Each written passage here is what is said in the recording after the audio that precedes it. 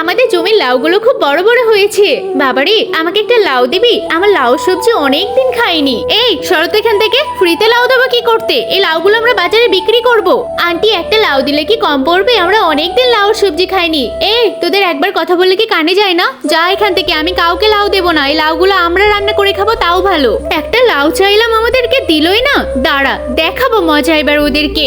দাদি দাদি, আমিও আন্টির দাঁত নিয়ে চলে এসেছি। আরে, ওই আন্টির দাঁত কি করে ভাঙলো? তাহলে বলছি শোনো সবটা। আন্টি বাইরে এসো, তোমার জন্য তরমুজ এনেছি। ও, মনে হয় আমার জন্য বাজার থেকে পাঠিয়েছে। হ্যাঁ, বাজার থেকেই তো পাঠিয়েছে। ঠিক আছে, তুই এখানে রেখে দে, পরে খাচ্ছি। আন্টি তাড়াতাড়ি খাও, তরমুজ আমাদের জমির, খুব মিষ্টি। আচ্ছা, খেয়ে নেবো। আচ্ছা রাখছি তাহলে, আবার পরে কথা বলবো। দেখি একটা তরমুজ খেয়ে। ওরে বাবারে, কি হয়ে গেল? ওই তো আন্টির দাঁত ভেঙে গেছে।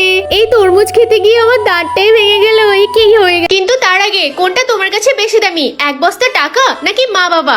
যদি মা বাবা হয় তাহলে ভিডিওতে একটি লাইক করে চ্যানেলটিকে সাবস্ক্রাইব করে দাও, আর যদি না করো তাহলে আমি ভেবে নেবো তুমি মা বাবাকে একদম ভালোবাসো না। হ্যালো, এখন এই দাঁত নিয়ে গিয়ে বাড়িতে গিয়ে দাদিকে দেখাবো। আরে একই কাণ্ড করেছিস, হয়তো পুলিশ আমাদেরকে খুঁজতে আসবে। তাড়াতাড়ি পালিয়ে চল এখান থেকে।